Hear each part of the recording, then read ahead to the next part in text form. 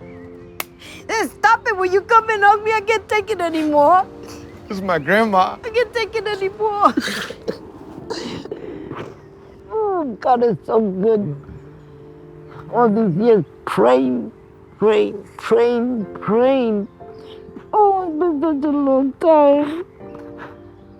It's been a long time. I needed to know what he looked like. I needed to know who he grew up like. I needed to know something about him. And to think that he was by my door, beautiful feeling holding him. All the kisses, I can't even let you go. I don't let you go, okay? Don't, because I am gonna be here for you. Oh, you're so beautiful. You It's just think I the remember beginning. you. Oh my I better be goodness. pretty. This is my beautiful grandma. It's been so long, Mama. I know. Yeah. I never thought this day would ever come. We were separated when I was 6 years old. That's a formidable part of your life. And I remember her being there, and I was the little prince. I remember her giving me all the love and all the attention, and to see her after all that time just brought back all those memories and that rush of emotion. And it's the thing that I've been looking for and waiting for all through my time in foster care. I'm looking forward to introduce my younger siblings, my entire extended family. I'm looking forward to reconnecting with my siblings through this experience. I didn't know how it was gonna turn out, but guess what? Blood is thicker than water, and it turned out just fine. And I'm happy that I met him. Very happy. We're gonna do it.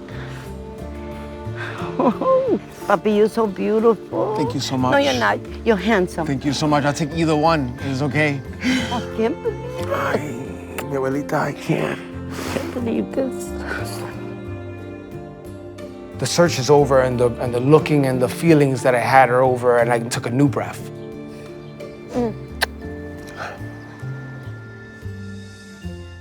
What I remember from the day that we were separated, that we went to foster care, was that my mother was running late, and she had all 4 of us kids. And she left me with Josette and Jeremy and said, "You watch them, don't let them move, and I'll be right back." She had somebody else watching over you while you was watching over them. Well, I know my job. And what happened was that one of the babies started crying and they weren't stopping, so the police was there. And when the police came, the guy ran. And he left you there like nobody, he just ran. When your mother came down, she had a fight with about 4 or 5 police officers. I remember. Well, she was fighting for her kids, I remember. Yep, she was fighting for you guys. And it was so sad for me. I'd be blaming myself, and she keeps telling me it's not your fault. All right, it's not my fault, but that's how I feel. That day, I had 24 hours in which to find an apartment. And I had an appointment to go see an apartment on the same day. And I had no one to stay with you guys. And she had no one to hold you down because your father was supposed to have come back and he never came back when it happened. And then she called me, she said, "Mommy, you have to come over here, you gotta pick up the kids." And I said, "What are you talking about?"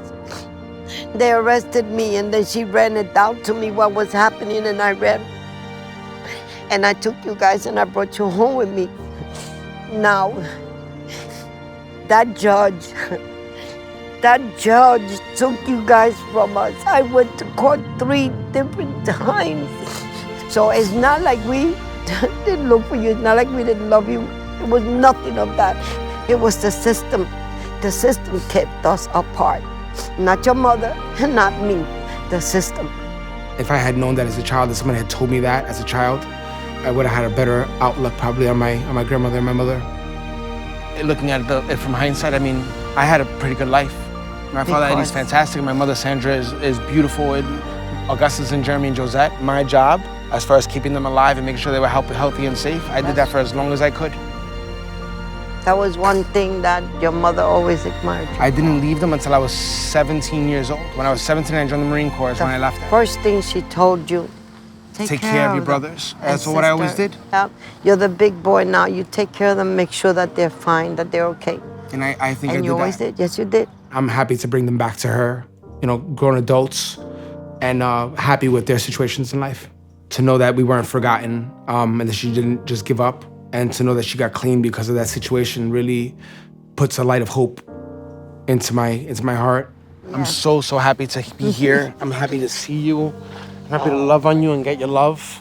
Learning what I learned from my grandmother, it just seems like this family is full of very, very strong, independent, amazing women. And that includes Leticia and my mother. And I can't wait to hug her.